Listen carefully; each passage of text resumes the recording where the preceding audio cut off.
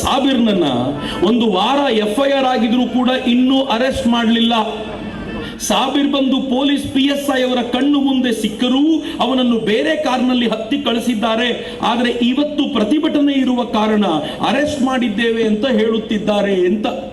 ಅಂದ್ರೆ ಒಬ್ಬ ವ್ಯಕ್ತಿಯನ್ನ ಅರೆಸ್ಟ್ ಮಾಡಿಸ್ಲಿಕ್ಕೆ ನಾವು ಪ್ರತಿಭಟನೆ ಮಾಡಬೇಕಾದ ಅಗತ್ಯ ಬರುತ್ತೆ.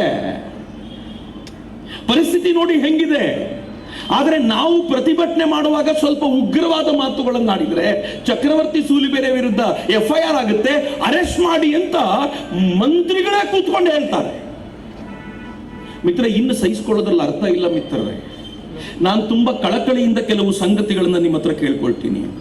ಮೊದಲನೇದು, ಇವತ್ತಾದರೂ ಕಟ್ಟುನಿಟ್ಟಾಗಿ ಸಂಕಲ್ಪ ಮಾಡಿ, ಇನ್ನು ಮುಂದೆ ಮುಸಲ್ಮಾನರ ಜೊತೆಗೆ ವ್ಯವಹಾರ ಟೋಟಲಿ ಬಂದ್ ಅಂತ. ನಂಗೆ ಹೇಳಿ ಹೇಳಿ ಸಾಕಾಗಿ ಹೋಗಿದೆ ರೀ. ನಾವು ಪ್ರಯತ್ನ ಪಡ್ತೀವಿ, ಅಪ್ಪಿತಪ್ಪಿ ಯಾವತ್ತಾದ್ರೂ ಮುಸಲ್ಮಾನರ ಕ್ಯಾಬಲ್ ಕೂತ್ಬಿಟ್ರೆ ಯಾಕಾದ್ರೂ ಕೂತ್ನಪ್ಪ ಅಂತ ಅನಿಸ್ಬಿಡುತ್ತೆ. ಏನು ಮಾಡ್ಲಿಕ್ಕೆ ಆಗೋದಿಲ್ಲ, ಬುಕ್ ಆಗ್ಬಿಟ್ಟಿರತ್ತೆ. ಕೊನೆ ಹಂತದಲ್ಲಿ ಕ್ಯಾನ್ಸಲ್ ಮಾಡ್ಲಿಕ್ಕೆ ಆಗದೆ ಒದ್ದಾಡ್ಬಿಟ್ಟಿರ್ತೀವಿ. ಅವನು ಹಿಂದೂ ಹೆಸರು ಹೇಳ್ಕೊಂಡು ಬಂದ್ಬಿಟ್ಟಿರ್ತಾನೆ. ಆದ್ರೆ ನಿಶ್ಚಯ ಮಾಡಿ, ಇನ್ ಮುಂದೆ ವ್ಯವಹಾರ ಮಾಡೋದಿಲ್ಲ ಅಂತ.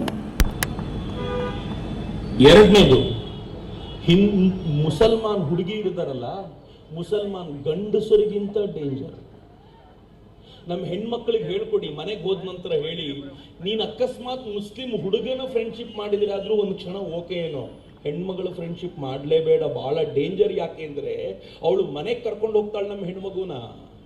ಒಂದು ಸಲ ಕರೆದಾಗ ನಮ್ಮ ಹುಡುಗಿ ಬರಲ್ಲ ಅಂತ ಹೇಳ್ಬೋದು, ಎರಡನೇ ಸಲ ಕರೆದಾಗ ಬರಲ್ಲ ಅಂತ ಹೇಳ್ಬೋದು, 20 ಸಲ ಪದೇ ಪದೇ ಕರೆದಾಗ 21ನೇ ಸಲ ಹಾಳಾಗಿ ಹೋಗ್ಲಿ ಅಂತ ಅವಳು ಮನೆಗೆ ನಮ್ಮ ಹೆಣ್ಣುಮಗಳು ಹೋಗಿದ್ದರ ಪ್ರತಿಫಲಕ್ಕೆ ಅವಳು ಏನ್ ಮಾಡ್ತಾಳೆ ಗೊತ್ತಾ?